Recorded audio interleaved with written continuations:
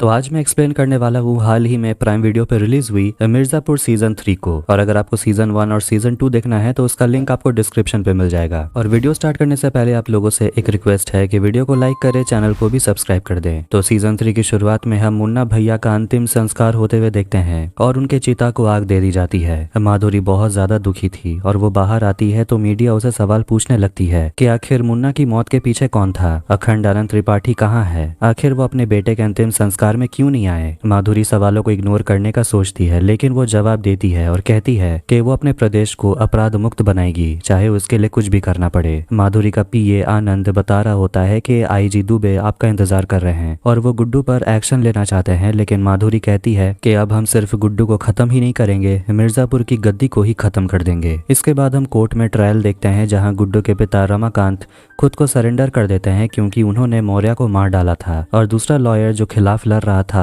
पंच भाई, वो कहने लगता है कि ये सब बस रमाकांत की नौटंकी है। वो सिंपैथी लेना चाहता है कोर्ट से ताकि उसकी सजा थोड़ी कम हो जाए। पंच भाई कहता है कि मौर्य के साथ जो हुआ ये प्री प्लान्ड मर्डर था और अगर ऐसा नहीं है तो रमाकांत प्रूफ प्रेजेंट कर दे, लेकिन रमाकांत के पास कुछ कहने के लिए था ही नहीं। इसके बाद रमाकांत को जैसे ही कोर्ट से स्टेशन ले जाया जाता है, बीच रास्ते में गुड्डू अपने पिता से मिलता है। गुड्डू का दबदबा बिल्कुल अब किसी राजा की तरह हो गया था। खैर अब वो अपने पिता से मिलता है और कहता है कि आपको सरेंडर करने की क्या जरूरत थी, हमसे कहे होते आपके जगह कोई और ब्लेम ले लेता। रमाकांत मना करता है और गुड्डू अपने पिता से कहता है कि आपको लड़ना होगा, कम से कम माँ के लिए, डिम्पी के लिए। दूसरी तरफ हम शरद को देखते हैं जो माधुरी से मिलने आता है और माफी मांगता है कि वो अंतिम संस्कार में नहीं आ पाया। माधुरी उसे पूछती है कि आप यहाँ आए क्यों हैं, तो वो माधुरी से कहता है कि हमारा सपोर्ट आपके साथ है, कभी हमारी भी हालत आपकी तरह हुआ करती थी, मैंने भी अपने पिता को खोया है, तब मेरे साथ मुन्ना खड़ा था। माधुरी कहती है कि हमें पता है आप क्या कहने की कोशिश कर रहे हैं, मगर ये बात जान लीजिए कि भय मुक्त प्रदेश में आपका जौनपुर भी आता है, इसलिए आपको किसी तरह की आजादी नहीं मिलने वाली। शरद उसे पूछता है कालीन भैया के बारे में, क्या उनकी कोई खबर मिली, तो वो लोग कहते हैं नहीं, मगर असली में वो शरद ही था जो सीजन 2 के लास्ट में शमशान घाट से कालीन भैया को बचाकर ले गया था। इसके बाद हम गोलू को देखते हैं जो एक जमीन की डील करने के लिए चाचा भतीजा से मिलने जाती है, जिनके आपस में बिल्कुल भी नहीं बनती, वो लोग बस लड़ते रहते हैं। और गोलू भतीजे राजू से बात करती है जो जमीन देने को राजी भी था, और गोलू कहती है कि अगर तुम्हारे अंकल नहीं मानेंगे तो उनका दोनों पैर हम काटेंगे, तुम चिंता मत करो। अब वो बाहर आती है तो कुछ लोग हथियार लेकर रास्ता घेर कर खड़े हो जाते हैं।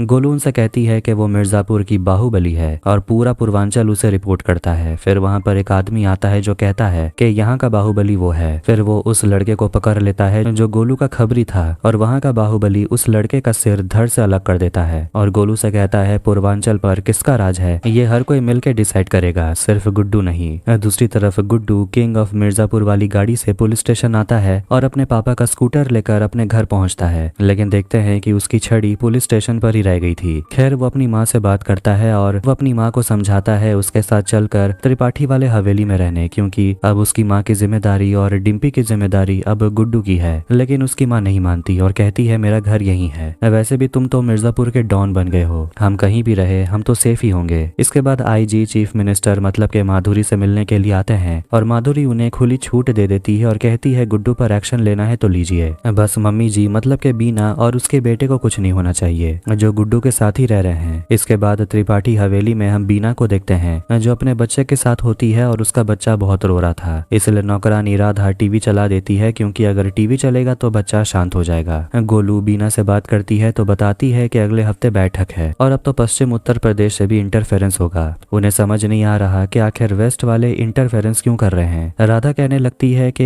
यहाँ तो यही चलन है, जब उनके यहाँ लीडर चुनना होता है तो यहाँ से लोग जाते हैं, मगर प्रॉब्लम यह है कि कालीन भैया की बॉडी मिली नहीं है और उनके बॉडी के बिना यहाँ के गद्दी पर हक जमाना मुश्किल होगा, इसलिए उन्हें कोई और तरीका सोचना होगा ताकि गुड्डू पूर्वांचल का लीडर बन पाए। बीना को लगता है कि कोई अंदर का ही आदमी है जो उन्हें छुपा कर रखा है। रात में दोनों गुड्डू से बात करते हैं और उन्हें समझाते हैं कि हमें दूसरे जगह के बाहुबलियों से हाथ मिलाना होगा ताकि हम अपना पोजीशन स्ट्रॉन्ग कर पाए। जौनपुर में शरद अपने लोगों के साथ बात कर रहा था जो गुड्डू का मजाक उड़ा रहे होते हैं कि वो तो पढ़ा लिखा भी नहीं है, वो मीटिंग में आएगा ही नहीं। शरद अपने लोगों से कह देता है कि आप लोगों का काम यही है कि बाकी के बाहुबलियों से मिलें और कुछ भी हो जाए कालीन भैया के लिए सिंपैथी जनरेट कीजिए। मगर शरद की माँ शकुंतला अपने बेटे को समझाती है कि ऐसे मौके पर तो राजा भी अपना हाथ पैर चलाते हैं, जाकर पश्चिम के मीडिएटर से मिलो। शरद मुनव्वर से मिलता है और मुनव्वर शरद के विचार और उसके बात करने के तरीके से काफी इम्प्रेस हो जाता है और कहता है कि तुम काफी स्मार्ट हो, समझदार लगते हो और ऐसे ही लीडर की जरूरत पूर्वांचल को है। क्या आप खुद में लीडर को देखते हैं? लेकिन शरद कुछ नहीं कहता। गुड्डू अपने राइट पैर का फिजियोथेरेपी करवा रहा था और एक आदमी आकर उसे बताता है कि शरद बाकी बाहुबलियों से मिल रहा है और आपके खिलाफ माहौल बन रहा है। गुड्डू कहता है वो जो भी करेगा वायलेंस से करेगा। गोलू समझाती है कि उन्होंने तो कालीन भैया पर भी हमला किया, लेकिन उसका क्या हुआ? अभी भी सारा मैटर उनके फेवर में नहीं है। जो ट्रेडिशन चलते आ रहा है हमें वो मेंटेन करना पड़ेगा, वरना गलत मैसेज जाएगा। हमें मीटिंग में जाना चाहिए। मगर गुड्डू मना करता है और दोनों जिम में आते हैं क्योंकि शरीर को भी तो स्ट्रांग रखना जरूरी है। गोलू समझाती है कि मीटिंग में शरद आपको भड़काने की कोशिश जरूर करेगा, मगर आपको कंट्रोल में रहना होगा। गुड्डू कहता है वो कंट्रोल में रह नहीं सकता। गोलू ना समझ गुड्डू को समझाती है कि हम लोग जिस रास्ते पर चल रहे हैं उसमें बल के साथ साथ बुद्धि की भी जरूरत होगी। गुड्डू कहता है तुम हो ना हमारी बुद्धि। गोलू कहती है उसी का इस्तेमाल तो आप कर नहीं रहे। अब आखिरकार मीटिंग वाली रात आ जाती है और सारे बाहुबली मिलकर प्रयागराज में मिलते हैं, लेकिन अभी तक मिर्जापुर की तरफ से कोई नहीं आया था। वो लोग यही कहते रहते हैं कि पूर्वांचल का लीडर वही होता है जो मिर्जापुर पे राज करता है। उस हिसाब से गुड्डू को ही कंट्रोल देना चाहिए, मगर शरद गुड्डू के खिलाफ कहने लगता है कि उसे तो मीटिंग की इज्जत करना भी नहीं आता, तो वो क्या रूलर बनेगा। कि तभी वहां पर गुड्डू पहुंच जाता है, जिसे देखकर शरद का चेहरा उतर गया था। जिसके बाद वहां पर गुड्डू और शरद के बीच नोक झोंक चलते रहती है। गुड्डू कहता है कि लीडर उसे ही बनना चाहिए क्योंकि उसने कालीन भैया को मार दिया, मगर शरद उसे पूछता है कि अभी तक तो बॉडी भी नहीं मिली, तो प्रूफ क्या है। इसके बाद शरद कहने लगता है कि गुड्डू सिर्फ वायलेंस करता है और इसी लड़ाई झगड़े की वजह से उसने अपने भाई, अपनी पत्नी और अपने बच्चे को गवा दिया। गुस्सा होकर वो शरद पर हमला कर देता है, लेकिन मुन्नवर गोली चलाकर दोनों को शांत करता है। और अब मुन्नवर समझ गया था कि गद्दी के सिर्फ अब 2 दावेदार हैं, गुड्डू और शरद। दोनों के पास दशहरा तक का वक्त है खुद को साबित करने के लिए, नहीं तो मिर्जापुर में वेस्ट का इंटरफेरेंस हो जाएगा। अगली सुबह शरद सीवान पहुंचता है जहां पर भरत त्यागी भी था और देखते हैं कि वहां पर डॉक्टर्स कालीन भैया की सर्जरी कर रहे थे। शरद डॉक्टर से कहता है किसी भी तरह इन्हें ठीक करिए।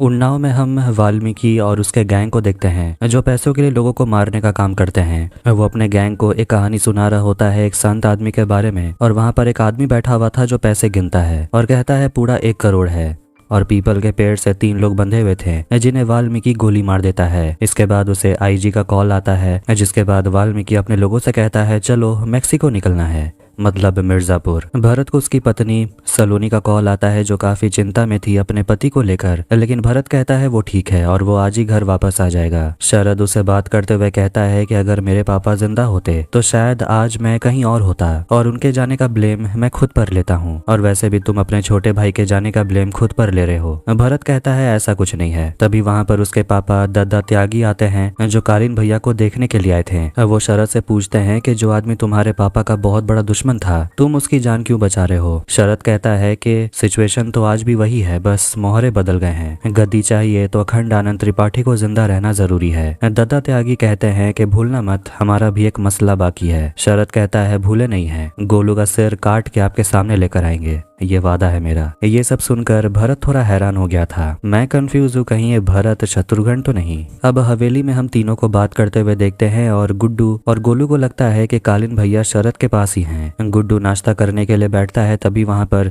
कोई स्नाइपर से उस पर नजर रखा हुआ था टंकी के ऊपर से। यहाँ पता चलता है ये तो वाल्मीकि का ही आदमी है और वो लोग यहाँ पर आईजी के कहने पर गुड्डू को मारने के लिए आए हैं। तभी गुड्डू के दूसरी तरफ बीना बैठ जाती है और उनका प्लान चौपट हो जाता है। गुड्डू जैसे ही बाहर निकलता है तो वाल्मीकि का एक और आदमी गुड्डू का पीछा करने लगता है और गुड्डू जाता है कट्टे के फैक्ट्री में और वहाँ उन लोगों से पूछ रहा होता है कि आखिर बंदूकें बिक क्यों नहीं रही। मगर वो लोग कहते हैं कि आपके वहाँ से बंदूकें आ ही नहीं रही, डिमांड तो अभी भी है। तो वो लोग फैक्ट्री में जाकर देखते हैं कि वहाँ तो ढंग से काम ही नहीं हो रहा था, इसलिए वो अपने लिए नया स्टाफ लाना चाहता था। गोलू कॉलेज पहुंचती है और एक क्लास में 5 लड़कों को चुनती है जो फैक्ट्री में काम करेंगे। अब इसी तरह धीरे धीरे गन्स के प्रोडक्शन बढ़ने लगते हैं और रमाकांत को जेल हो जाती है और वहाँ पर वो लाला को भी देखता है और सीएम वो प्रदेश को भय मुक्त बनाना चाहती थी और इसीलिए सबको जेल में डाला जा रहा था। और प्लान ये है कि लाला को जेल में डालकर गुड्डू के एनकाउंटर की प्लानिंग की जाएगी। दूसरी तरफ डिम्पी अपने लॉयर से मिलती है जो उसके पापा के लिए लड़ रहे थे। लॉयर कह देते हैं कि तुम्हारे पापा तो केस लड़ना ही नहीं चाहते। डिम्पी जानती है कि उसके पापा ने मौर्य के ऊपर सेल्फ डिफेंस में गोली चलाई, बस किसी तरह ये प्रूफ करना होगा। वहाँ गोलू के पापा परशुराम भी थे जो डिम्पी से पूछते हैं क्या गोलू और गुड्डू के बीच कुछ चल रहा है क्या। डिम्पी बताना नहीं चाहती थी और यहाँ हम गोलू और गुड्डू को देखते हैं जो एक साथ जिम कर रहे थे। शबनम अपने पापा से कहती है कि हम गुड्डू के इतने करीब नहीं जाते तो आपको ये दिन नहीं देखना पड़ता। लाला कहता है कि हम जिस बिजनेस में हैं यहाँ तो ये सब होना ही था, मगर मलाल बस इस बात का है कि हम तुम्हें इस दलदल से निकाल नहीं सकते। गोलू के पापा हवेली पहुंचते हैं और एक फाइल लेकर आए थे जो वो अपनी बेटी को दे देते हैं जो हिसाब किताब करने में बिजी थी। वो डॉक्यूमेंट से ये पता चलता है कि जेपी यादव ने ओपीएम के सारे खेत गुड्डू के नाम कर दिया था, मगर बेनिफिशियरी माधुरी है। मतलब कि अब गुड्डू लीगल तरीके से अफीम की डीलिंग नहीं कर पाएगा।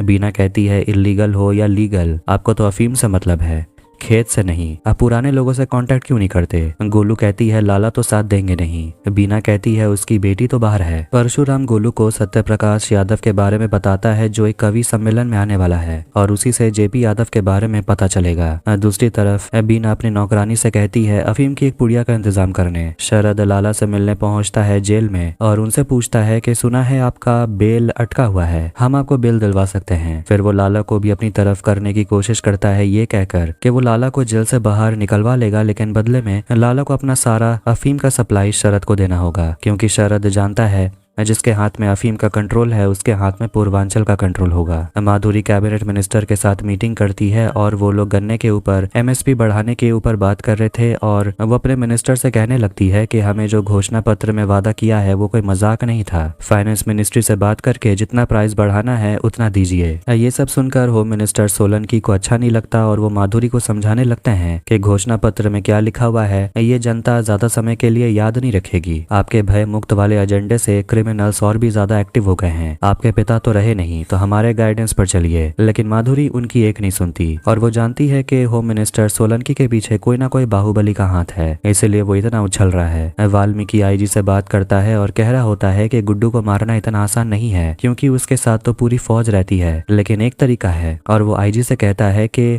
आपको पैसे भिजवाने होंगे, उसके बाद हम लोग देख लेंगे। उसी दिन गुड्डू से मिलने के लिए उसके बॉडी बिल्डर कोच आते हैं और उसे मिस्टर पूर्वांचल कंपटीशन में आने के लिए न्योता भी देते हैं। पहले कालीन भैया को चीफ गेस्ट के तौर पर बुलाया जाता था, अब गुड्डू जाएगा। गोलू को लगता है वहां जाना थोड़ा रिस्की होगा, मगर गुड्डू नहीं मानता और वो जाना चाहता है क्योंकि उसे बॉडी बिल्डिंग में बहुत ज्यादा इंटरेस्ट है। मगर गोलू भी जाना चाहती थी और कहती है कि हमारे आने तक इंतजार करिएगा। गोलू पहुंचती है भदोही में होने वाले कवि सम्मेलन में, जिसके बारे में उसके पापा ने उसे बताया था। वहां पर वो अपने टारगेट पर नजर रखी हुई थी और सत्य प्रकाश गोलू से मिलता है और वो उसे जेपी यादव का पता मांगती है जो कई दिनों से अंडरग्राउंड है, मगर सत्य प्रकाश को भी उसका पता नहीं पता। गोलू उसे कहती है पता करिए क्योंकि इससे फायदा आपको भी होने वाला है। शाम होते ही गुड्डू बॉडी बिल्डिंग कॉम्पिटिशन में पहुंच जाता है। दूसरी तरफ गोलू लॉटरी होती है मगर वो नाकाबंदी में फंस जाती है। यहाँ कंपटीशन में देखते हैं कि वाल्मीकि वहाँ गुड्डू को मारने वाला था और वो कोच को भी समझा देता है कि तुझे डरने की जरूरत नहीं है वरना उसे शक हो जाएगा। आईजी माधुरी को कॉल करता है और सब कुछ बता देता है कि गुड्डू उनके निशाने पर है और माधुरी उन्हें खुली छूट दे देती है ताकि वो गुड्डू को खत्म कर पाए। कंपटीशन में सुट्टन भैया भी आते हैं जो एक भोजपुरी सुपरस्टार है और वो वहां आकर नाच गाना करने लगते हैं। दूसरी तरफ गोलू अभी भी ट्रैफिक में फंसी हुई थी और वो अपने पापा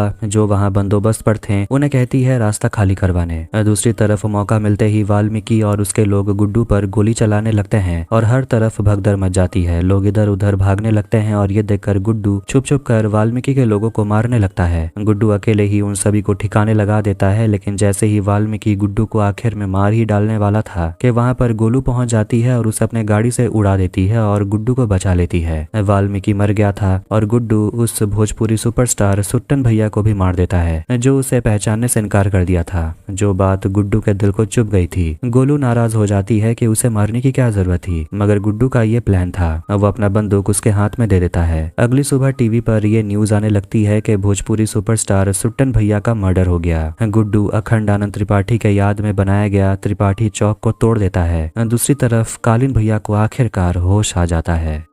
जेल में रमाकांत से मिलने के लिए रॉबिन आता है और वो रमाकांत के लिए किताबें लेकर आया था। वो ये सब कर रहा था क्योंकि वो रमाकांत को इम्प्रेस करना चाहता था, क्योंकि रॉबिन डिम्पी से शादी करने वाला है। रॉबिन रमाकांत को समझाता है कि आपको ये केस लड़ना चाहिए, धोखे से आपको जेल भेजा गया है, मगर रमाकांत नहीं मानते और रॉबिन को बस यही कहते हैं कि डिम्पी और उसकी माँ की देखभाल करने। कालीन भैया को होश आ गया था और शरद उनको बता देता है मुन्ना के साथ क्या हुआ। कालीन भैया शरद से पूछते हैं कि आखिर तुमने हमें क्यों बचाया, तो वो कहता है एक बार मेरे सिर से पिता का छाया हट चुका है, दोबारा ऐसा नहीं होने देना चाहते थे। मिर्जापुर को आपकी जरूरत है। कालीन भैया कहते हैं अब तो सब कुछ खत्म हो गया है। शरद कालीन भैया से कहते हैं कि आपके वजह से ही गुड्डू राक्षस में बदल गया और उसी ने आपके बेटे और हमारे पिता को मारा है। शरद अपनी माँ से बात कर रहा था तो उसकी माँ उसे बताती है कि अखंडानंद त्रिपाठी तभी ठीक होगा जब तुम मुन्ना के जगह लोगे। नौकरानी राधा गोलू से बात कर रही थी और कहती है कि वो भी मुन्ना वाले कॉलेज में ही जाने का सोच रही थी, मगर किसी प्रॉब्लम की वजह से वो सिर्फ क्लास 10 तक ही पढ़ पाई। भरत गोलू को कॉल करता है और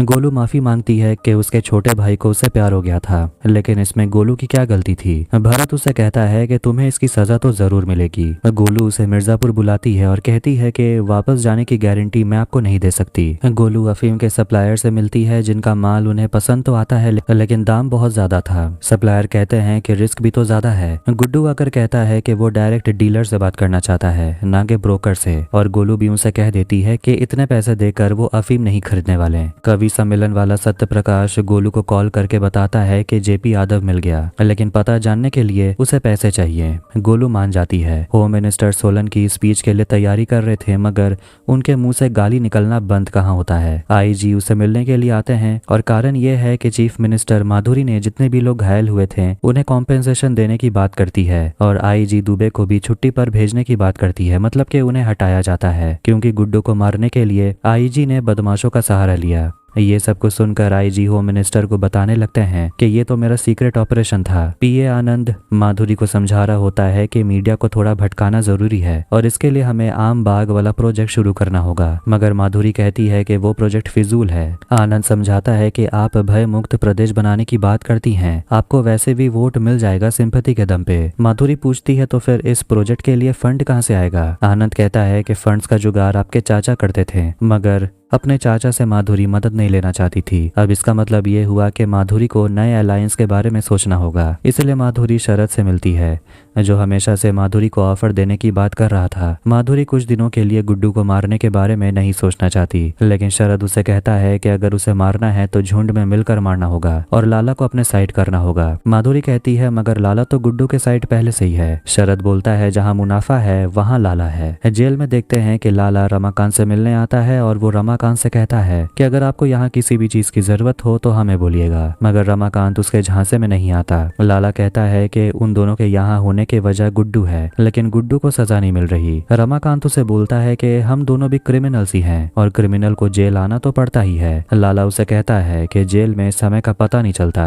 और धीरे धीरे तुम भी अपने असूलों को भूल जाओगे। जेल में सभी कैदियों को ड्यूटी दी जाती है और रमाकांत को किचन में काम करना होगा गेरुआ नाम के कैदी के साथ, जिसे सभी लोग रमाकांत को कहते हैं आप मना कर दीजिए क्योंकि गेरुआ बहुत खतरनाक आदमी है। कहते हैं कि वो नरभक्षी है, लेकिन ये सब सुनकर भी रमाकांत अपना डिसीजन नहीं बदलता। इसके बाद हम भरत त्यागी को देखते हैं जो अपने घर पर गिन्नी और अपनी पत्नी सलोनी के साथ होता है और रात में जब भरत अपनी पत्नी के साथ सो रहा था तो उसके पसीने छूटने लगते हैं। तभी भरत को अस्तबल से फोन आता है जिससे वो भी चौंक गया था कि भला अस्तबल में उसका कौन रहता है, लेकिन ये तो रेड लाइट एरिया से कॉल आया था जहाँ भरत हमेशा जाया करता था मजे के लिए, और यहाँ थोड़ा बहुत लगने लगता है कि ये भरत नहीं शायद शत्रुघ्न है। आपको क्या लगता है? दत्ता त्यागी कालीन भैया से मिलकर उन्हें थोड़ा पॉजिटिव सोचने को कहते हैं क्योंकि वो जिंदा बच गए और कहने लगते हैं कि हम दोनों की हालत तो एक जैसी ही है, हम दोनों ने अपने बेटों को खोया है। कालीन भैया कहते हैं कि हम अपने बेटे पर गर्व करते थे। दादा त्यागी कहते हैं कि उसके छोटे बेटे ने हमेशा उसे दुख दर्द दिया है, मरने के बाद भी उसे चैन नहीं आ रहा। ये सब सुनकर भरत को तो अच्छा नहीं लगता। गोलू को पता चलता है कि शरद आजकल बहुत ज्यादा बिहार आना जाना करता है और वो अपने लोगों से कहती है पता करने कि आखिर वो क्या करने जाता है वहाँ। माधुरी अपने लोगों से कहती है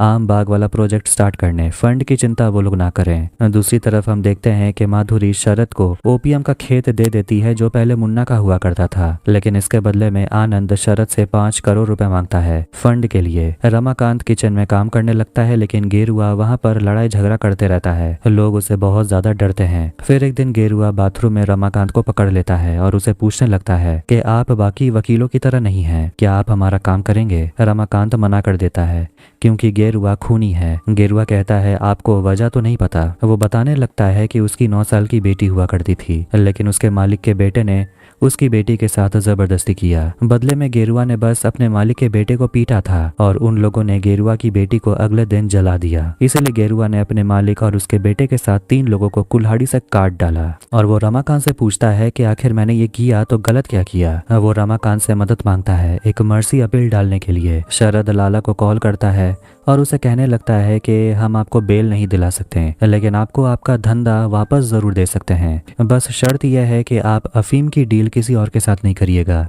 डिम्पी के घर पर देखते हैं कि रॉबिन डिनर तैयार करने की जिम्मेदारी अपने ऊपर ले लेता है और ये देखकर डिम्पी की माँ काफी ज्यादा हैरान हो गई थी कि डिम्पी को तो किस्मत वाला लड़का मिल गया, क्योंकि आज तक रमाकांत ने कभी कुछ बनाकर उसे नहीं खिलाया। अगले दिन वसुधा अपने पति रमाकांत से मिलने जाती है और वो उसे मना रही होती है कि इस केस को लड़ने के लिए, लेकिन रमाकांत के भी कुछ असूल हैं और वो कहने लगता है कि मैं हमेशा से क्रिमिनल को सजा दिलाते आया हूँ और अपनी बारी आई तो मैं पीछे कैसे हट जाऊं। मगर वसुधा अपने पति को समझाती है कि ये डिसीजन सिर्फ आपके लिए नहीं है, आपकी पूरी फैमिली है, उसकी भी तो जिम्मेदारी आपके ऊपर है। इसलिए अगले ट्रायल में साफ साफ कोर्ट में वो कह देता है कि उसने सेल्फ डिफेंस में मौर्य के ऊपर गोली चलाई, क्योंकि मौर्य उसके बेटे गुड्डू को मारना चाहता था। कोर्ट रमाकांत को 2 हफ्ते का समय देते हैं प्रूफ लाने के लिए, जिससे कि डिम्पी को उम्मीद जगने लगती है कि उसके पापा अब शायद जेल से बाहर आ सकते हैं। आईजी माधुरी से मिलने के लिए आते हैं और माधुरी उन्हें वादा करती है कि आईजी जल्द ही अपने काम पर वापस लौट जाएंगे, मगर उसके लिए उन्हें कोर्ट में झूठी गवाही देनी होगी। फिर हम भरत को देखते हैं जो अस्तबल मतलब कि रेड लाइट एरिया पहुंच जाता है और पैसे देकर वो एक लड़की को पीटने लगता है और एक लड़की को अपने पास ही बैठाता है जो ये सब कुछ देख रही थी। फिर हम बलिया में देखते हैं जहां लाला के घर में रेड बढ़ जाती है और वहां पर मिस्टर प्यारे लाल आते हैं और शबनम उनसे कहने लगती है कि आपको पैसे भेज दिए गए थे, तो फिर ये सब क्यों हो रहा है। प्यारे लाल कहता है क्योंकि पुलिस मानने को तैयार ही नहीं है कि लाला ने ये व्यापार छोड़ दिया है। वो शबनम से कहता है अपने पिता को समझाने, नहीं तो प्यारे लाल इस बिजनेस का सारा नेटवर्क किसी और को दे देगा, क्योंकि इस धंधे में बहुत लोगों का पैसा अटका हुआ है। दूसरी तरफ ट्रायल में हम देखते हैं कि रमाकांत जो खुद वकील है वो अपने तरफ से खुद के लिए लड़ रहा था और वो एसएसपी मौर्य की पत्नी से पूछताछ करता है और कोर्ट में उसे झूठा प्रूफ कर देता है और साथ साथ ये भी प्रूफ हो जाता है कि मौर्य और रमाकांत में कोई दुश्मनी नहीं थी और जो कुछ भी हुआ वो मर्डर तो नहीं था। फिर पंचभाई वहां पर आईजी को बुलाते हैं और शबनम अपने पिता से मिलने जाती है और उन्हें समझाती है कि अफीम का कंट्रोल किसी और के हाथ में ना देने, लेकिन लाला उसे कहने लगते हैं कि अब ये काम शरद संभालेगा। शबनम ये सब सुनकर खुश नहीं थी, क्योंकि ये बिजनेस शबनम खुद संभालना चाहती थी, लेकिन लाला मना करते हैं। मगर शबनम अपने पापा की बात नहीं मानती और उसे अभी भी गुड्डू पर भरोसा है, ना कि शरद पे। लाला को भी लगने लगता है कि शायद उसकी बेटी सही कह रही है। कोर्ट में आईजी कहने लगते हैं कि रमाकांत का बेटा लाला के साथ बिजनेस करता था। जब पुलिस गुड्डू को पकड़ने के लिए गई तो रमाकांत ने अपने बेटे को बचाने के लिए मौर्य को मार डाला ताकि गुड्डू पंडित पर कोई इन्वेस्टिगेशन ना हो। ये सब कुछ आईजी कह रहा था माधुरी के कहने पर, और अपनी सफाई में रमाकांत कुछ भी नहीं कहता, बस इतना कहता है कि उसका तो यही गुनाह है कि वो गुड्डू का बाप है और उसे अपनी सजा मंजूर है। लेकिन जज कहते हैं कि वो सजा अगली सुनवाई में सुनाएंगे। रॉबिन भरत से मिलने के लिए जाता है और उसे उसके पैसे लौटा देता है जो उसने लगाए थे। दोनों वहां बैठकर दारू पीते हैं तो भरत उसे पूछने लगता है कि तुम्हारा काम तो अच्छा चल रहा है तो तुम छोड़ना क्यों चाहते हो। रॉबिन कहता है क्योंकि ये काम स्टेबल नहीं है और मैं सेटल होना चाहता हूँ। फिर वो दोनों वहां पर प्यार मोहब्बत की बातें करने लगते हैं, क्योंकि भरत जो शायद असली में शत्रुघ्न है वो गोलू से बहुत प्यार करता था। डिम्पी गोलू को अपने घर बुलाती है और उसे अपनी बहन स्वीटी के शादी का जोड़ा देने लगती है, मगर गोलू लेने से मना करती है। डिम्पी पूछती है कि गुड्डू भैया का तो उनका मकसद मिल गया, लेकिन तुम्हारा क्या। गोलू कहती है गुड्डू को हमारी जरूरत होगी। फिर जैसी वो बाहर आती है तो रॉबिन उसे मिलता है और वो रॉबिन से कहती है जल्दी अंदर जाइए, डिम्पी शादी का जोड़ा ट्राई कर रही है। गोलू जब हवेली आती है तो वहां पर शबनम आई हुई थी लिप्पी को लेकर, जिसके साथ गुड्डू खेल रहा था। गोलू को वहां देखकर शबनम के चेहरे से खुशी ही गायब हो गई थी और वहां पर वो एक ऑफर लेकर आई थी कि अफीम का कंट्रोल वो गुड्डू को देना चाहती थी, मगर गुड्डू मना करता है और कहता है शबनम को इन सब में नहीं पड़ना चाहिए, क्योंकि इन रास्ते में सिर्फ मौत मिलती है। शबनम नाराज हो जाती है और कहती है कि ऑफर तो मुझे जौनपुर से भी आया था, फिर भी मैं आप लोगों के पास आई। ये सुनकर गुड्डू ऑफर के लिए मान जाता है और उसे ये डील क्लोज करने के लिए खुद जाना पड़ेगा नेपाल। ये सुनकर गोलू थोड़ी नाराज हो जाती है। इसके बाद गुड्डू काठमांडू जाने के लिए तैयार होता है और जाने से पहले गोलू उसे कह देती है कि जाइएगा तो डील क्रैक करके आइएगा। शबनम और गुड्डू काठमांडू पहुंचते हैं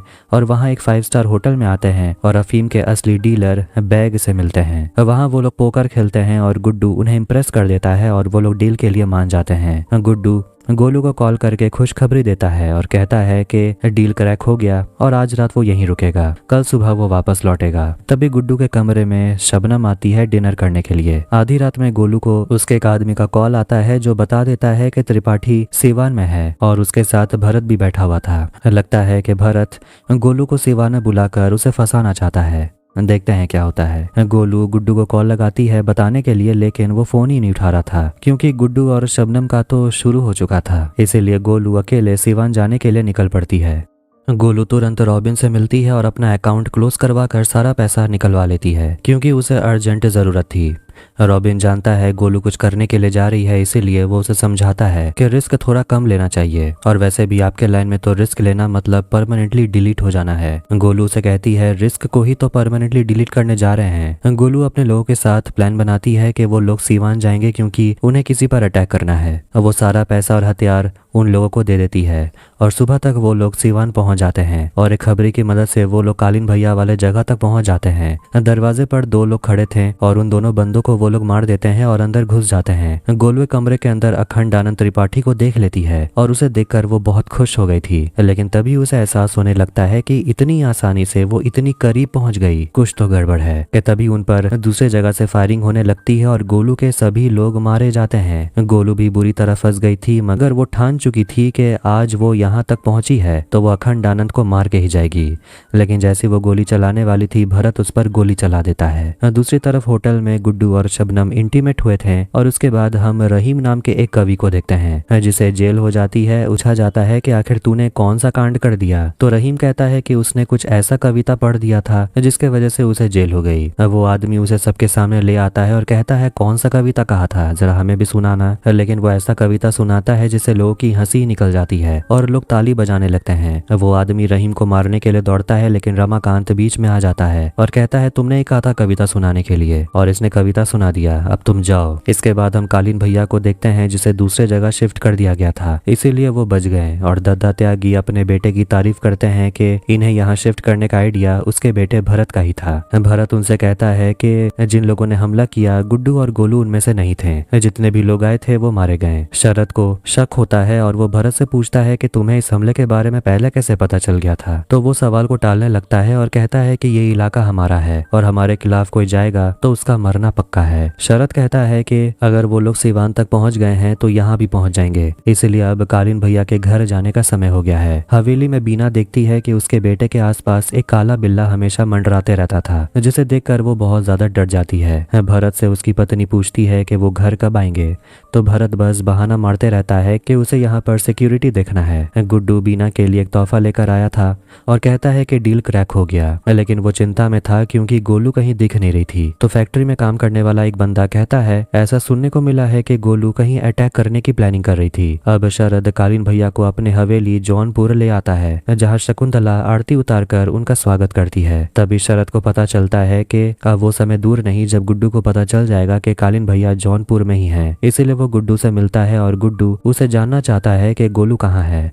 शरद हैरान हो गया था, लेकिन अब वो उसे कह देता है कि अगर गोलू मेरे पास होती तो तुम मेरे इलाके में एंटर भी नहीं कर पाते। गुड्डू कहता है कि अगर तुम्हें अफीम चाहिए तो मैं तुम्हें अफीम भी दे दूंगा, जितना चाहिए उतना दूंगा, बस बता दो गोलू कहाँ है। एक सेकंड के लिए शरद भी सोचने लगता है कि आखिर अफीम गुड्डू के पास कैसे आ गया, मगर वो उसे कह देता है कि गोलू मेरे पास नहीं है। गुड्डू उस पर बंदूक तान देता है, लेकिन तभी दोनों को मुन्नवर का कॉल आता है जो सिचुएशन को संभालता है और दोनों से कहता है ठंडा हो जाने। और उसके बाद शरद लाला से बात करता है और उसे पूछता है कि आप अफीम की सप्लाई गुड्डू को क्यों दे रहे हैं, आखिर क्यों। लाला उसे कहता है कि हमारा डील हुआ था बेल के बदले अफीम, लेकिन बेल तो आप दिलवा नहीं पाए। रात के समय शकुंतला कालीन भैया के लिए सूप लेकर आती है और उनकी देखभाल करती है। तभी शरद आकर उन्हें बताता है कि लाला अब उनके साइड नहीं रहा, अफीम अब गुड्डू के पास है।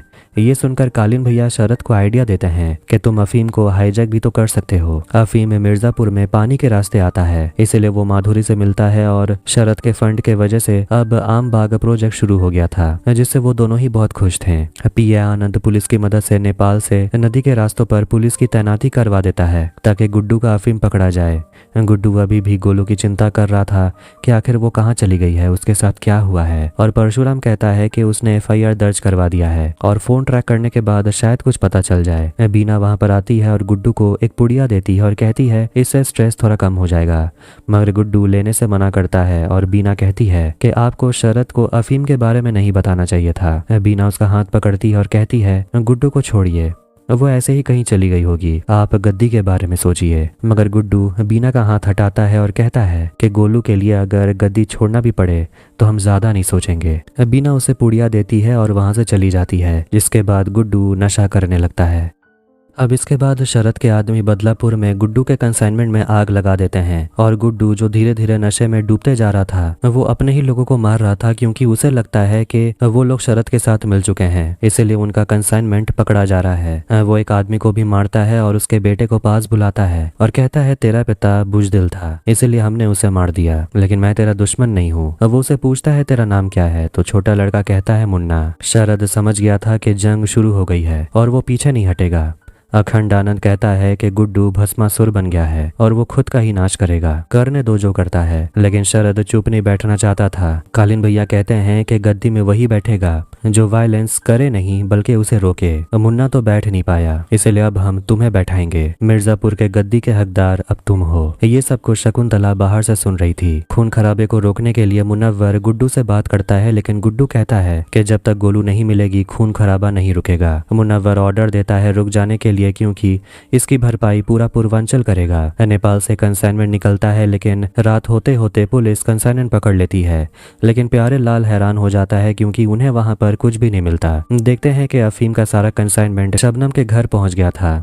शबनम गुड्डू को बता रही होती है कि पुलिस उनके पीछे पड़ी हुई है और वो गुड्डू से कहती है कि उन्हें अपना रूट बदलना होगा, लेकिन गुड्डू बात को सीरियसली नहीं लेता। इसलिए दोनों के बीच थोड़ी सी कहासुनी हो जाती है और शबनम कहने लगती है कि शायद तुम्हारे बजाय मुझे जौनपुर चले जाना चाहिए था। अगली सुबह बीना गुड्डू को समझा रही होती है कि कालीन भैया कहा करते थे कि अफीम का रेट कंट्रोल करना है तो सप्लाई को कंट्रोल करना पड़ता है। गुड्डू कहता है कि अगर वो कम दाम में लोगों को अफीम नहीं बेचेगा तो नेपाल से सप्लाई आना रुक जाएगा। गुड्डू को आम लोगों के लिए दरबार रखने का भी मन नहीं कर रहा था। कहता है उसका मूड नहीं है। बीना कहती है मूड बनाया भी तो जा सकता है, मगर गुड्डू खुद को कंट्रोल करता है और कहता है कि वो दरबार कल रखवाएगा।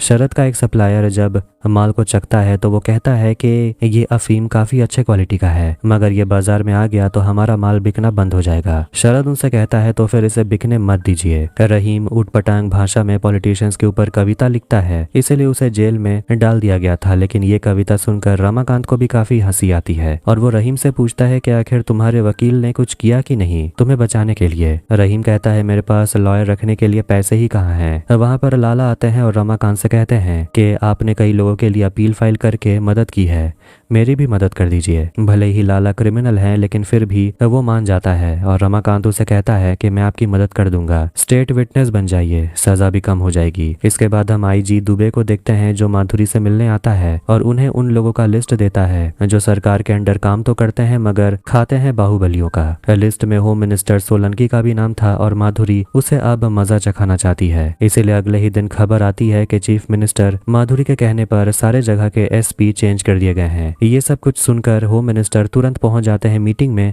और माधुरी से पूछने लगते हैं कि ये सब तो हम करते थे, अगर हमारी जरूरत है ही नहीं तो हमें रखा किस लिए है। माधुरी कहती है तो फिर रिजाइन दे दीजिए, रोका किसने है, जिससे सोलंकी का भी मुंह बंद हो जाता है। हवेली में राधा को देखते हैं जो गोलू के कपड़े पहनकर काफी खुश लग रही थी और बीना के पूछने पर वो कहती है छोड़िए भी, वैसे भी वो कहाँ वापस आने वाली है। बीना कहती है ध्यान से, अगर गुड्डू सुन लिया तो वो पागल हो जाएगा। बीना बिल्ली को पकड़ने के लिए एक ट्रैप बनाती है। फिर हम गोलू को देखते हैं जिसे भरत ने कैद करके रखा है। वो उसके लिए चाउमीन लेकर आता है और वो उसके बुलेट वाले घाव पर अपना उंगली डालने लगता है, जिससे गोलू चिल्लाने लगती है। तभी भरत को उसकी पत्नी सलोनी कॉल करती है जो उसे डिनर पर बुला रही थी और वो कहता है कि वो समय पर पहुंच जाएगा। लेकिन तभी वो देखता है गोलू चाउमीन खा रही थी और उसे भी कहीं ना कहीं यकीन होने लगा था कि ये भरत नहीं बल्कि छोटा भाई शत्रुघ्न है जिसे गोलू से प्यार भी है। आधी रात में आनंद माधुरी को न्यूज दिखाता है कि पार्टी का पर्दाफाश हो गया। देखते हैं कि सीजन 2 में हमने देखा था कि माधुरी का जो पहले पति था वो मर गया था, लेकिन एक स्टिंग ऑपरेशन में एक हॉस्पिटल का एक डीन, उसका वीडियो सामने आता है जो कहता है कि माधुरी का पति बेवड़ा था, इसलिए वो मर गया। लेकिन सिंपैथी पैदा करने के लिए पार्टी वालों ने एक अलग ही कहानी बनाई और लोगों से झूठ बोला, और सिंपैथी के वजह से ही माधुरी की सरकार बनी है। ऑपोजिशन भी सवाल उठाने लगते हैं और माधुरी कहती है जरीना को बुलाने का समय आ गया है। अब रायबरेली में हम जरीना को देखते हैं जो पार्टी प्रचार कर रही थी, लेकिन लोग उसके स्पीच में ध्यान नहीं दे रहे थे क्योंकि लोग कुछ और ही चाहते थे। जरीना उनसे कहती है कि वो यहाँ पर नाचेगी गाएगी भी, लेकिन बदले में गाँव से 100 महिलाओं को उसके योजना में जुड़ना होगा, और सारे गाँव वाले मान जाते हैं और जरीना को वहाँ पर नाचना गाना पड़ता है। तभी वहाँ उसे माधुरी का कॉल आता है। जरीना माधुरी से मिलने पहुंचती है और वो जरीना से कहती है कि जेपी यादव को बिल में से बाहर निकालने का समय आ गया है, लेकिन जरीना घबराने लगती है और कहती है कि वो ये नहीं करेगी, मगर माधुरी उसे वादा करती है कि अगर वो ऐसा करेगी तो उसे परमानेंट पोजीशन वो दे देगी। इसके बाद हम जेपी यादव को देखते हैं जिसे मिलने के लिए पार्टी के लोग आते हैं और बता देते हैं कि बाहर चल के आ रहा था, किस चीज की तैयारी हो रही है, और जरीना भी वापस आ गई है। वहाँ पर मृदुल नाम का लड़का भी था जो जेपी यादव की देखरेख में लगा हुआ था। रमाकांत की मदद से जेल में ऐसे कई कैदी थे जिनकी अपील स्वीकार कर ली गई थी और उन्हें आज जेल से रिहा कर दिया जाएगा। इसीलिए डिम्पी और रॉबिन उन सारे कैदियों के परिवार को लेकर जेल पहुंच जाते हैं, मगर जेल में तो सेलिब्रेशन चल रहा था और वहां रहीम अपनी अतरंगी कविताएं पढ़ता है, मगर उसके कविता से सभी लोग थोड़े इमोशनल भी हो गए थे। और वहां गेरुआ भी था जो भी अब जेल से रिहा हो जाएगा। लाला को कविता बहुत ज्यादा पसंद आया था और वो रहीम की तारीफ करता है और उसे आशीर्वाद देता है, लेकिन तभी अचानक रहीम लाला के गर्दन में अपना पेन घुसा देता है और खून निकाल देता है और लाला वहीं मर जाता है। अब ये देखकर जेल का दरवाजा बंद कर दिया जाता है, जिससे बाहर सभी परिवार वाले चिल्लाने लगते हैं और सभी को बाहर जाने को बोला जाता है। रमाकांत ये देखकर हैरान हो गया था। गोलू से मिलने के लिए भरत पहुंचता है जो उसके लिए खाना लेकर आया हुआ था। गोलू से पूछती है कि आखिर तुमने मुझे यहाँ क्यों रखा है, कुछ तो सोचे होगे हमारे बारे में। भरत उसे कहता है तुम्हें मारने का ही प्लान है, मगर उससे पहले मैं तुम्हें थोड़ा टॉर्चर करूंगा। गोलू कहती है तो फिर शुरू करो, हम तो कब से तैयार हैं। भरत उसका चेहरा दबोच लेता है और गोलू कहने लगती है कि हम तो तुम्हारे छोटे भाई को यूज कर रहे थे, वो मेरे टाइप का था भी नहीं। ये सब सुनकर भरत खुद को कंट्रोल करने लगता है और गोलू उसे कहती है कि मुझे पता है तुम्हारे पास कोई प्लान नहीं है, तुम मुझे मारना नहीं चाहते। ये क्लियर हो गया था कि यह शत्रुघ्न है। और गोलू से पूछती है कि तुम मुझसे प्यार करते हो, ये हम जानते हैं, तो तुम्हें डर किस बात की है, अपने पापा से डरते हो। शत्रुघ्न उसे पूछता है क्या तुम हमसे प्यार करती हो। गोलू झूठ कहती है हाँ, जो शत्रुघ्न समझ जाता है और वो उसे थप्पड़ लगाता है और वो उसे मार देने वाला था, लेकिन तभी गोलू उसे कहने लगती है कि तुम अपने असली जिंदगी तभी जी पाओगे जब तुम्हारे पिता मरेंगे। माधुरी जरीना से मिलती है जो पार्टी के लिए प्रोमोशनल सॉन्ग शूट कर रही थी, और माधुरी उसे कहने लगती है कि तुम जेपी यादव को ढूंढने के बजाय सब कुछ कर रही हो। जरीना कहती है मुझ पर भरोसा रखिए। फिर वो माधुरी को लेकर चली जाती है गाना शूट कराने, और वहां पर पीए आनंद को बीना का कॉल आता है जो कहती है बहुत ही मुश्किल से फोन चुराकर फोन कर रहे हैं हमें तुरंत यहाँ से बाहर निकालिए, समय बहुत कम है। ये तो फिर से पलट रही है। शकुंतला और कालीन भैया पत्ते खेल रहे होते हैं क्योंकि अब उनके पास करने को कुछ है नहीं। त्रिपाठी दिखता है कि उसकी आंखें भी कमजोर हो गई हैं, जिससे वो काफी अपसेट हो गया था। शकुंतला उसे कहती है बुढ़ा गए हैं आप। शकुंतला को भी बीना का फोन आता है जो कहती है शरद से कहकर हमें यहाँ से निकलवाइए, समय बहुत कम है। फिर त्रिपाठी देखता है न्यूज़पेपर में और उसे पता चलता है कि लाला का मर्डर हो गया जेल में। शरद अपने डीलर के साथ दारू की सप्लाई के बारे में बात कर रहा था और वो डीलर बताता है कि 10 साल में पहली बार सिवान से हमें एडवांस में पैसे नहीं मिले क्योंकि भरत कहीं और ही बिजी है, इसीलिए वो बिजनेस में ध्यान नहीं दे पा रहा था। शरद को शक होने लगता है कि कुछ तो गड़बड़ है, और फैक्ट्री का एक कर्मचारी जो आज शहर आया था उसे शत्रुघ्न के बारे में आज ही पता चला, लेकिन वो शत्रुघ्न का फेवरेट चार्ट लेकर आया था जो वो दद्दा त्यागी को दे देता है। लेकिन ये देखकर भरत काफी गुस्सा हो गया था और कहता है यहाँ से चले जाने, लेकिन दादा चार्ट ले लेते हैं और भरत का एक आदमी उसे कॉल करके बताता है कि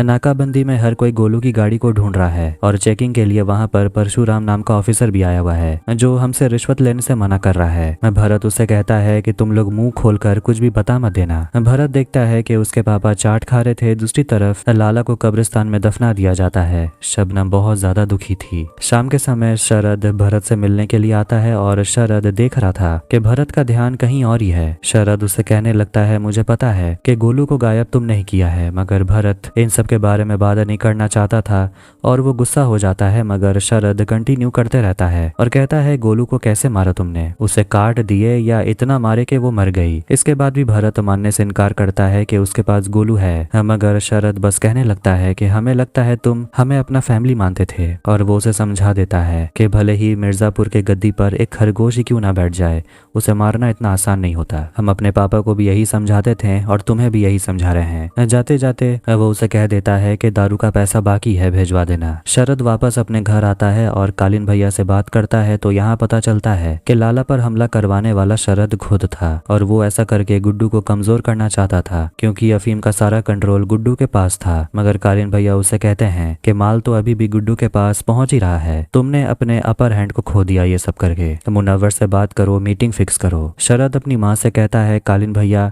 हमसे गुस्सा है, लेकिन उसकी माँ कहती है वो गुस्सा नहीं है, बस डरे हुए हैं अपनी फैमिली के लिए। अगर उनकी फैमिली सुरक्षित हो गई तो कोई और सुरक्षित नहीं रहेगा। बीना का फोन आया था, वो भी कुछ प्लान कर रही है। अब कुछ दिनों के बाद जौनपुर में ही मीटिंग रखवाई जाती है जहां सारे लीडर्स पहुंच जाते हैं और मीटिंग में वायलेंस का मुद्दा उठाया जाता है क्योंकि खून खराबा इतना ज्यादा बढ़ गया है कि पूर्वांचल में बिजनेस बहुत बुरी तरह इफेक्ट हुआ है। जौनपुर और मिर्जापुर के झगड़े के बीच पूरा पूर्वांचल फंस चुका है। इसलिए वो कहता है कि गोलू वाला मुद्दा खत्म करिए क्योंकि गोलू हमारे पास नहीं है। शरद ये भी कहता है कि दशहरे तक शांति बनाए रखने और इस गद्दी को 2 हिस्से में बांट देना चाहिए, एक मिर्जापुर के लिए, एक जौनपुर के लिए। मुनव्वर अपनी रजामंदी दिखाता है। गुड्डू को भी आइडिया पसंद आता है क्योंकि इससे होगा ये कि जो भी झमेला है वो जौनपुर और मिर्जापुर आपस में मिलकर सुलझा लेंगे, भले ही वो तरीका कोई सा भी हो। बाकी के एरिया अपना काम आराम से कर पाएंगे। गुड्डू वहां से चला जाता है शांति प्रस्ताव के लिए एक प्रेजेंट रखकर, लेकिन जब शकुंतला सारी चीजों को खोलकर देख रही थी तो वो गुड्डू के दिए हुए बस्ते को खोलकर देखती है जिसमें उनके ही दारू के डीलर का कटा हुआ सिर था। दद्दा त्यागी भरत से पूछ रहे होते हैं कि आखिर दारू की डिलीवरी में इतनी देरी क्यों हो रही है। भरत बहाना मारता है कि शरद के तरफ से ही देरी हो रही है तो हम क्या कर सकते हैं। दद्दा त्यागी कहते हैं कि हमारे तरफ से पैसा जाएगा ही नहीं तो वो लोग माल भेजेंगे क्यों। फिर वो लोग गोलू के बारे में बात करते हैं और दद्दा त्यागी गोलू का कटा हुआ सिर अपने सामने चाहते थे तो भरत कहने लगता है कि हर कोई उसे ढूंढने की कोशिश कर रहा है, वो मिल ही नहीं रही है तो हम क्या कर सकते हैं। मगर वो देख रहे हैं कि भरत अपने काम पर ध्यान नहीं दे रहा था। उस दिन कालीन भैया वाले जगह पर हमला भी हो गया था, लेकिन किसने वो हमला करवाया इसके बारे में अभी तक पता नहीं चला। भरत कहता है सबसे पूछताछ तो हो गई है, लेकिन दद्दा त्यागी कहते हैं कि सबसे बात तुम नहीं किए हो। इसके बाद वेयर हाउस में देखते हैं कि दद्दा त्यागी ने भरत के लोगों को पकड़ के रखा था क्योंकि उनका मिर्जापुर में आना जाना होते रहता था। दरअसल ये लोग वही लोग हैं जिनके वजह से भरत ने गोलू को पकड़ा है। भरत मतलब के शत्रुघ्न थोड़ा सा घबराया हुआ था कि कहीं उसका सच बाहर ना जाए गोलू के बारे में, और दद्दा त्यागी उन सभी को बहुत पीटते हैं। मगर भरत कहता है आप छोड़िए, मैं ये सब काम करता हूँ, और वो अपने लोगों को धीरे से कहता है कि सभी के परिवार वालों की जिम्मेदारी वो लेगा, बस उनको मुंह नहीं खोलना है। भरत भी उनको बहुत पीटने लगता है और अपने पापा से कहता है इनको कुछ भी नहीं पता। मगर दद्दा त्यागी भरत से कहते हैं कि तुम मेरे इकलौते बेटे हो, वरना तुम्हें भी कब का मार दिया होता। फिर वो गोलू से मिलने के लिए जाता है और गोलू भी उसे कहने लगती है कि हम तो कब से तुम्हें सावधान कर रहे थे कि तुम्हारे पिताजी नहीं सोचेंगे तुम्हें मारने से पहले जब उन्हें ये पता चलेगा कि तुम छोटे हो। गोलू से कहती है कि उसे मारकर कहानी यहीं खत्म करने, और वो धमकी देने लगती है गुड्डू को पता चल गया कि हमें मारने वाले तुम थे तो वो तुम्हारा क्या ही हाल करेगा, तुम सोच भी नहीं सकते। शत्रुघ्न उसे कहने लगता है कि तुम हमेशा से गुड्डू की ही थी शुरू से। गोलू हाँ कहती है और शत्रुघ्न गुस्सा हो जाता है और कहता है कि हम तुम्हें चाहते थे और तुम गुड्डू को चाहती थी, लेकिन अब किसी को भी कुछ नहीं मिलेगा। और वो गोलू पर बंदूक तान देता है और गोली चला देता है। भरत जो असली में शत्रुघ्न है देखते हैं कि वो अपने घर पर ही होता है, और तभी उसकी पत्नी सलोनी देखती है कि भरत के हाथ में चोट लगी हुई है, और सलोनी गुस्सा हो जाती है, कहने लगती है कि आप पहले बताए क्यों नहीं, हम पूछते नहीं हैं तो आप कुछ बोलते भी नहीं हैं। वो दवाई लगाने लगती है और सलोनी कहती है कि यहाँ आपको सबकी जरूरत है, खासकर मुझे। जिसके बाद वो दोनों रोमांस करने लगते हैं और शत्रुघ्न भूल जाता है कि सलोनी उसकी भाभी है। गुड्डू पहुंचता है कचरे के पहाड़ के पास, और ये जगह मिर्जापुर जौनपुर के बॉर्डर में था। वहां पर एक बॉडी मिली थी और पुलिस बताते हैं कि ये गोलू है क्योंकि कपड़े जूते सब मैच करते हैं, और गोलू की गाड़ी भी सामने ही मिली। गुड्डू गुस्से में आग बबूला हो रहा था और परशुराम का भी रो रो कर बुरा हाल था। उन्होंने पहले भी अपनी बेटी को खो दिया और अब दूसरी भी चली गई, इसीलिए वो खुद को गोली मार लेता है। रमाकांत रहीम से मिलता है और उसे पूछता है कि आखिर तुमने लाला को क्यों मारा। वो कहता है मुझे ऑफर मिला था रमाकांत उसे कहता है अब तुम जिंदगी भर जेल में सड़ोगे। रहीम कहता है कि बाहर उसकी जिंदगी कौन सी अच्छी थी। रमाकांत उसे समझाता है कि यहाँ से बाहर निकलते तो तुम्हारी जिंदगी अच्छी हो जाती, तुम में हुनर है। मगर वो कहता है कि मुझे जौनपुर से अच्छा ऑफर मिला था, इसलिए मैंने ये काम कर दिया। गोलू के मरने के बाद गुड्डू सिर्फ नशा करता है और बॉडी बिल्डिंग करता है। गुड्डू अपनी बहन डिम्पी से मिलने के लिए जाता है जो बच्चों को पढ़ा रही थी। कालीन भैया शरद को समझा रहे होते हैं कि गोलू के बॉडी को जौनपुर के बॉर्डर में फिकवाने का मतलब है गुड्डू को चैलेंज करना, और त्यागी इस सब का इल्जाम तुम पर ही लगाएगा। शरद कहता है वो डरने वाला नहीं है, गोलू के मौत का जिम्मेदारी वो अपने ऊपर ही लेगा। कालीन भैया उसे कहते हैं अगर ऐसा करते हो तो फिर गुड्डू तुम्हारे ऊपर अटैक जरूर करेगा। शरद बस यही कहता है कि उसके ऊपर भरोसा रखने। उसके बाद वो लखनऊ जाकर चीफ मिनिस्टर माधुरी से मिलता है जो बस ड्रिंक करते रहती है, और जब शरद उसे सब कुछ बता देता है तो वो भी कहती है कि गुड्डू तुम पर अटैक जरूर करेगा। वो माधुरी से कहता है कि जब तक त्रिपाठी खानदान गुड्डू के पास है तब तक वो खतरे से बाहर नहीं है, इसलिए तुम्हें डिसीजन जल्दी लेना होगा। गुड्डू अगले दिन अपने पापा से मिलने जेल जाता है और उन्हें कहने लगता है कि वो खुद को संभाल नहीं पा रहा, ऐसा लग रहा है सब कुछ हाथ से निकलते जा रहा है। वो अपने पापा से पूछता है कि आपके अंदर इतनी हिम्मत कहाँ से आती है, आप अभी तक टूटे क्यों नहीं। उसके पापा बस यही कहते हैं कि यहाँ आकर मैंने बस यही सीखा है कि सर्वाइवल के लिए जो जरूरी है वही असूल है। अब हम दुबे को देखते हैं जो वापस से आईजी बन गया था और वो अपने काम पर वापस लौट आता है। आईजी कांस्टेबल पाठक से कहता है गुड्डू को बोलो हमसे आकर मिलने, जिससे कांस्टेबल भी थोड़ा घबरा जाता है। दूसरी तरफ गुड्डू अपनी फौज खड़ी करता है और उन्हें खून खराबा करने की खुली छूट दे देता है और कहता है जिस पर भी शक हो उन्हें काट देना। गुड्डू से मिलने आईजी आते हैं और वो गुड्डू की बात माधुरी से करवाते हैं। माधुरी उसे कहती है कि तुमने बीना और उसके बेटे को हॉस्टेज बना के रखा है, तुम बस उन दोनों को हमें दे दो और हम कोशिश करेंगे कि तुम्हारे पिता रमाकांत जेल से छूट जाएं। मगर गुड्डू साफ साफ कह देता है कि अगर बीना मेरे पास होती तो वो जिंदा नहीं होती, बीना मेरे पास नहीं है। मगर माधुरी मानने से इनकार करती है और कहती है कि अगर मेरी फैमिली वहाँ नहीं होती तो तुम्हें मिर्जापुर में घुस कर मारती, अपने पिता के बारे में एक बार सोचो।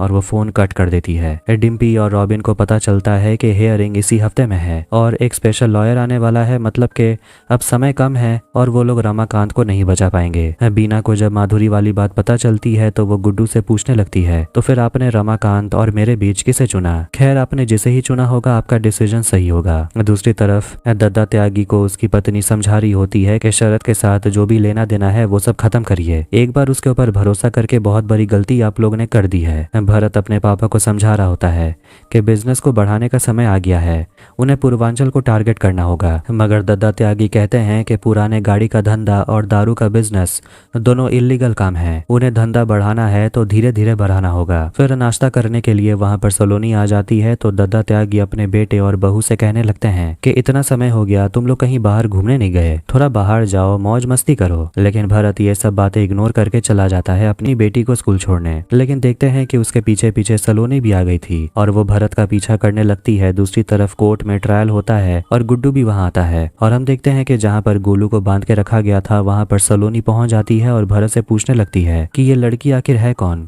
गोलू जानबूझकर सलोनी के सामने उसे शत्रुघ्न बुलाती है जिससे सलोनी का भी होश उड़ गया था। उसे विश्वास नहीं हो रहा था कि उसके सामने जो है वो उसका पति नहीं है बल्कि उसका हमशक्ल भाई शत्रुघ्न है, उसका देवर है। वो चीखने चिल्लाने लगती है, इसीलिए किसी तरह शत्रुघ्न अपनी भाभी को एक कमरे में बंद कर देता है। कोर्ट में जज अपना फैसला सुनाते हैं और रमाकांत को गिल्टी करार देते हैं और ये देखकर रॉबिन खड़ा हो जाता है और रमाकांत के फेवर में कहने लगता है कि मैं गुड्डू के इलीगल धंधे के बारे में सब कुछ जानता था और मैंने ही सारा इन्फॉर्मेशन रमाकांत को दिया और रमाकांत ये जानकर अपने बेटे गुड्डू को सजा दिलवाना चाहते थे, मगर मौर्य इलीगल तरीके से गुड्डू का इनकाउंटर करना चाहते थे और ये सारा प्रूफ वो कोर्ट में देने के लिए भी तैयार था। ये सब सुनकर कोर्ट में हंगामा होने लगता है और जज कहते हैं कि वो अपना डिसीजन फिलहाल होल्ड में रखते हैं और इससे पहले रॉबिन का स्टेटमेंट रिकॉर्ड किया जाएगा, उसके बाद ही कोई फैसला सुनाया जाएगा। रमाकांत गुस्सा हो गया था कि रॉबिन को ऐसा नहीं करना चाहिए था। शरद माधुरी के साथ ही होता है कि तभी आईजी कॉल करके माधुरी को बता देते हैं कि रमाकांत के सजा को पोस्टपोन कर दिया गया है और वो लोग गुड्डू के ऊपर भी हमला नहीं कर पाए।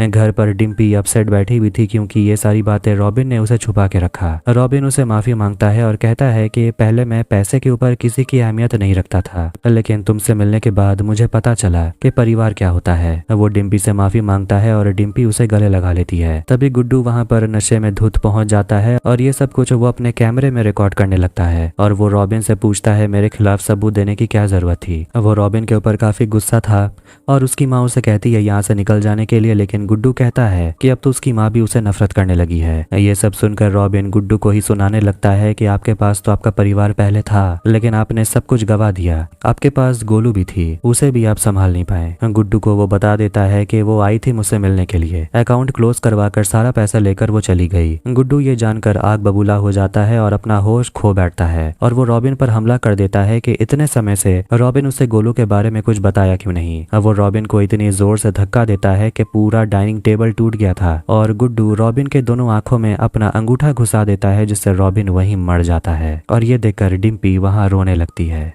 शत्रुघ्न को देखते हैं जो अपना कपड़ा पैक कर रहा था और उसकी माँ उसे पूछती है कहाँ जाने की तैयारी हो रही है, तो वो कहता है सलोनी के साथ वो वैकेशन पर जा रहा है। उसकी माँ को शक होता है और वो पूछती है कोई बात है जो बताना चाहते हो। शत्रुघ्न कहता है आप नहीं समझोगे। उसकी माँ कहती है बताने के लिए, तो शत्रुघ्न कहता है अगर हम आपको ये बोले कि हम भरत नहीं शत्रुघ्न हैं तो आप समझोगे। उसकी माँ हैरान हो जाती है मगर वो कहती है हम तो पहले से ही जानते थे। फिर हम सलोनी को देखते हैं जो गोलू के साथ ही बंधी हुई थी और गोलू उससे बात करती है और अपना इंट्रोडक्शन देती है कि वो गोलू है जिस पर शत्रुघ्न लट्टू था। सलोनी कहती है मगर गोलू तो मर चुकी है। गोलू ये सुनकर हैरान हो गई थी और सलोनी आगे बताती है कि गोलू की डेड बॉडी मिली है शरद के इलाके में। ये सुनकर गोलू सलोनी को समझाने लगती है इसका मतलब ये हुआ कि अब शत्रुघ्न आके आपको भी नहीं छोड़ेगा क्योंकि आपको पता चल चुका है कि हम जिंदा हैं। इसके बाद सलोनी गोलू की मदद करती है ताकि गोलू अपने हाथ को छुड़ा सके। दूसरी तरफ हम देखते हैं कि शत्रुघ्न अपने घर से बंदूक लेकर निकलता है। रॉबिन के बॉडी को घर से ले जाया जाता है और उसके बाद पुलिस गुड्डू को अरेस्ट कर लेती है। वो भी बहुत आराम से और गुड्डू भी बिना किसी ड्रामा के सरेंडर कर देता है। उसके बाद हवेली में आती है जरीना और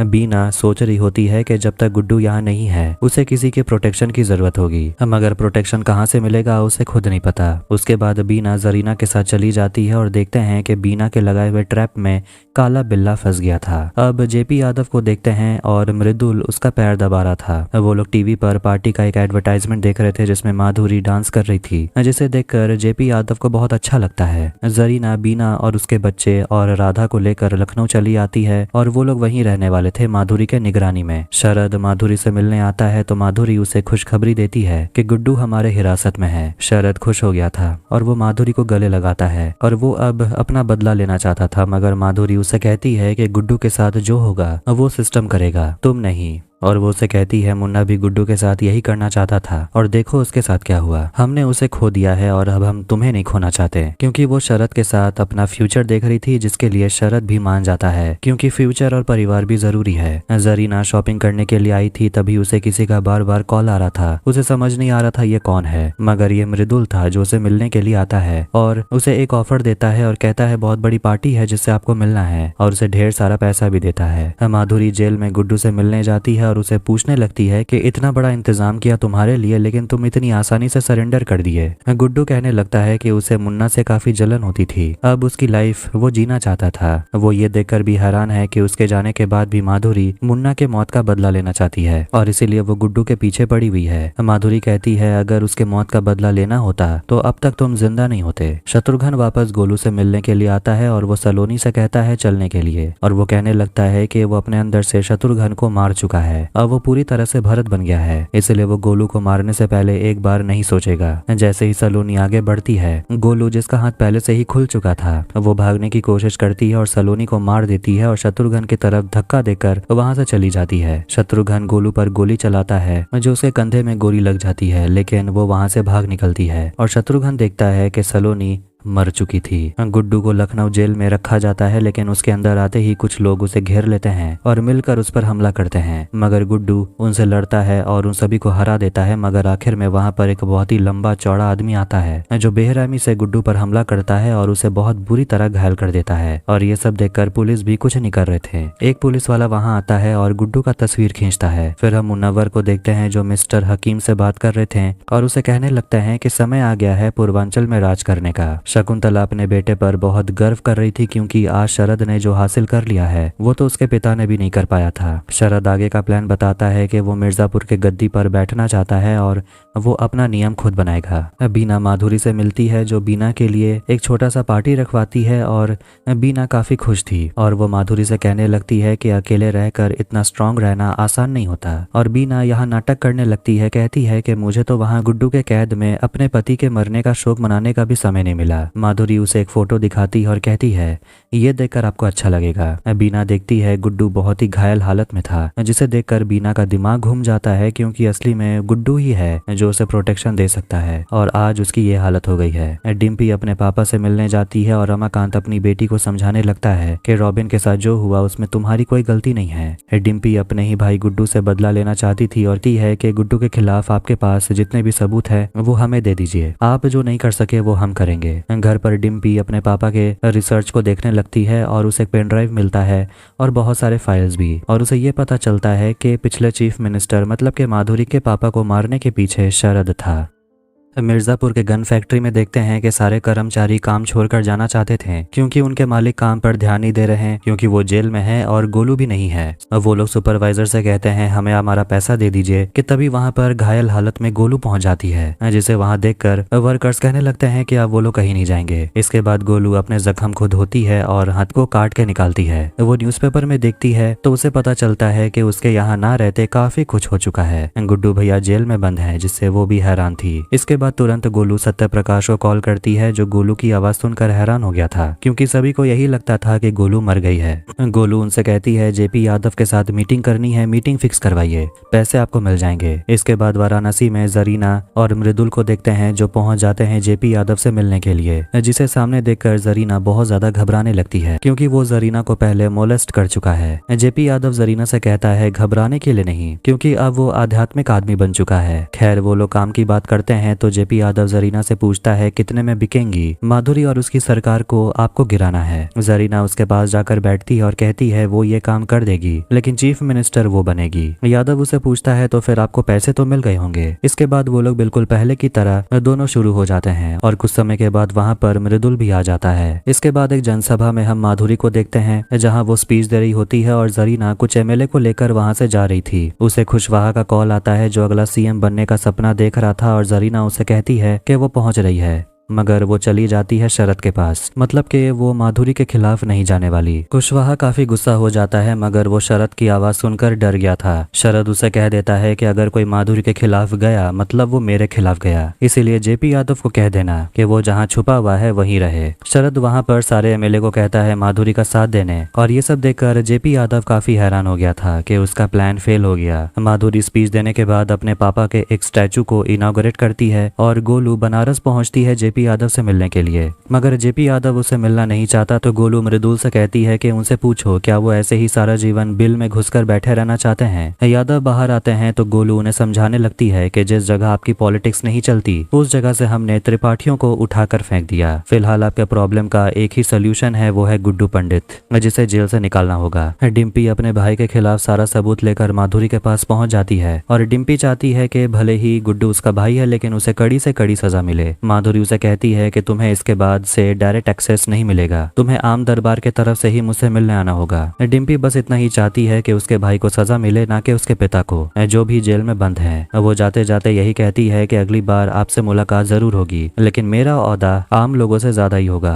शाम के समय शरद माधुरी से मिलने के लिए आता है और उसे विश्वास दिलाता है कि तुम्हारे खिलाफ कोई नहीं जाएगा क्योंकि ऑपोजिशन की तरफ कोई है ही नहीं, एमएलए हमारे तरफ है तो तुम भय मुक्त प्रदेश बनाने में ध्यान दो। माधुरी उसे जानना चाहती थी कि आखिर शरद ने उसके पापा का एक्सीडेंट क्यों करवाया। शरद उसे कहता है कि मैं जो करता हूँ वो सोच समझ के करता हूँ। अब माधुरी को वो बता देता है कि कालीन भैया जिंदा हैं और वो ये भी कहता है कि हमने जो कुछ भी किया तुम्हें चोट पहुंचाने के लिए नहीं किया। माधुरी पापा जी से मतलब के कालीन भैया से मिलना चाहती थी। माधुरी बीना से मिलने जाती है और बीना माधुरी से कहने लगती है कि मैं भी तुमसे मिलना चाहती थी और अपनी वो ख्वाहिश रखती है कि मिर्जापुर वो चलाना चाहती है क्योंकि आगे चलकर मिर्जापुर उसका बेटा भी तो संभालेगा। माधुरी तो ये बताने के लिए आई थी कि कालीन भैया जिंदा है, लेकिन बीना कहने लगती है कि उनका जिंदा बचना नामुमकिन है, 3 गोली लगी थी उन्हें। माधुरी पूछती है आपको कैसे पता था कि उन्हें 3 ही गोली लगी थी। बीना सिचुएशन संभालती है, कहती है कि गुड्डू को बात करते हुए हम सुन लिए थे। Home minister Solanki JP Yadav से मिलने जाते हैं और जेपी यादव मिनिस्टर को अपने साथ करना चाहते थे, मगर वो लोग कहते हैं कि यादव का खुद का करियर चौपट हो गया। मगर यादव कहता है एम्बिशन हमारे पास अभी भी है, मगर अगर बाहुबली हमारे साथ हो तो सब कुछ मुमकिन है। फिर वहां पर गोलू आती है और वो अपना प्लान सबको बताने लगती है। फिर सुबह होते ही शरद कालीन भैया से मिलने के लिए जाता है, जिसे वो ताऊजी कहकर बुलाता है और एक फैमिली मेंबर मानने लगा है और कहता है कि पूर्वांचल में सब कुछ उसके अंडर कंट्रोल है, सब कुछ हिसाब से चल रहा है। मगर वो अपने और कालीन भैया के रिश्ते के बारे में बात करता है और कहने लगता है कि हम आपको इसलिए बचाए क्योंकि हम खुद आपको मारना चाहते थे, मगर आप हमारे जिंदगी का अहम हिस्सा बन गए हैं और ये हमने कभी सोचा नहीं था कि ऐसा होगा। कालीन भैया उसकी बात सुनकर कहते हैं कि हमने वादा किया था कि मिर्जापुर के गद्दी पर तुम ही बैठोगे और हम तुम्हें बैठाएंगे। शरद बता देता है कि माधुरी को पता है कि आप यहाँ हैं। उसके बाद और उसे माधुरी पर भरोसा है, मगर शायद कालीन भैया को नहीं था। कालीन भैया माधुरी से मिलते हैं और उसे समझा देते हैं कि तुम्हारे पिता के साथ जो कुछ भी हुआ वो पर्सनल था, वो मैंने कहा था शरद को उन्हें मारने के लिए। अब गद्दी पर शरद को हम ही बैठाएंगे। मगर माधुरी ये कहकर चली जाती है कि गुड्डू उसके कस्टडी में है और अगर गुड्डू चाहिए तो वो करना पड़ेगा जो माधुरी कहेगी। प्रयागराज में मुनव्वर के घर पर एक बैठक होती है और सभी लोग वहां पर आते हैं और मुनव्वर कहता है कि अगले ही दिन पूरब के बाहुबली का ऐलान होगा और वो फिलहाल के लिए कहते हैं कि पूर्वांचल की हालत अभी ठीक नहीं है और उसे खड़े होने में थोड़ा समय भी लगेगा। तब तक के लिए पूर्वांचल पश्चिम के इंटरफेरेंस में ही रहेगा। शरद थोड़ा सा नाराज हो गया था, मतलब ये हुआ है कि अगर शरद मिर्जापुर का राजा बन भी गया तब भी सारे डिसीजंस के बारे में पहले मुनव्वर से उसे बात करना होगा। बैठक में अखंड आनंद पहुंच जाता है, जिसे देखकर सभी लोग पैर छूने लगते हैं और दूसरी तरफ शरद अभी भी गुस्से में था और मुनव्वर को सुनाया जा रहा था और उसकी बेइज्जती भी करता है। अखंड आनंद को देखकर सभी लोग हैरान हो गए थे और मुनव्वर अपनी बात वापस ले लेता है और कहने लगता है कि अब तो पूर्वांचल के लीडर कालीन भैया ही हैं। लेकिन कालीन भैया वहां पर ऐलान कर देते हैं कि मिर्जापुर का अगला राजा कौन होगा, वो कोई और नहीं बल्कि शरद होगा, जिसे सुनकर मुनव्वर खुश नहीं लग रहा था। मगर तभी अचानक कालीन भैया कहते हैं कि शरद मिर्जापुर का आखिरी राजा होगा और ये कहकर वो शरद को ही गोली मारकर वहीं खत्म कर देते हैं और वो मुनव्वर को ढाल बनाकर चारों तरफ गोली चलाने लगते हैं और सबको मार देते हैं और मुनव्वर को भी आखिरी में वो गोली मारकर वहीं खत्म कर देते हैं। फिर वहां पर पुलिस पहुंच जाती है, कालीन भैया को पकड़ने के लिए नहीं, क्योंकि अब वो लोग तो चीफ मिनिस्टर के लिए काम कर रहे थे। शरद अभी भी जिंदा था, मगर वो बहुत बुरी तरह घायल हो गया था। उसके साथ बड़ा धोखा हुआ है और कालीन भैया ने विश्वासघात किया। शरद किसी तरह राजा की कुर्सी पर जाकर बैठता है और इस तरह कालीन भैया ने अपना वादा भी पूरा किया कि जो उसने कहा था कि वो शरद को कुर्सी पर खुद बैठाएगा। इसके बाद कालीन भैया और पुलिस वहां से चली जाती है, शरद को वैसे ही घायल हालत में अकेला छोड़कर। माधुरी बीना को कालीन भैया से मिलाती है, जिसे वो अपने सामने देखकर बहुत ज्यादा डर रही थी, क्योंकि कहीं ना कहीं कालीन भैया पर हमला करवाने के पीछे उसका भी हाथ था। मगर कालीन भैया अपने बेटे को देखकर काफी खुश थे और बीना को भी गले लगाते हैं, क्योंकि फिलहाल उन्हें बीना के असली चेहरे के बारे में नहीं पता था। उसके बाद कालीन भैया जेल जाते हैं गुड्डू से मिलने के लिए, लेकिन गुड्डू जेल में नहीं था। यहाँ हम देखते हैं कि शकुंतला ने बिल्कुल सही कहा था कि अगर अखंड आनंद का परिवार सेफ हो गया तो अखंड आनंद किसी को नहीं छोड़ेगा, और यही हो रहा है। इसके बाद हम देखते हैं कि गोलू गुड्डू को जेल से बाहर निकलवा लेती है और गुड्डू गोलू को जिंदा देखकर चौंक गया था और वो खुश भी था और दोनों एक दूसरे को किस करते हैं और गले लगाते हैं। और आखिरी सीन में हम मकबूल को देखते हैं जो कहीं पर पत्थर तोड़ने का काम कर रहा था। उससे मिलने के लिए राधा आती है, जो कहती है कि बीना आपसे मिलना चाहती है। और इसी के साथ सीजन 3 यहीं पर खत्म होती है। तो आपको ये वीडियो कैसा लगा कमेंट करके जरूर बताएं। वीडियो पसंद आया तो वीडियो को भी लाइक करें, चैनल को भी सब्सक्राइब करें। मिलते हैं नेक्स्ट वीडियो में। Take care.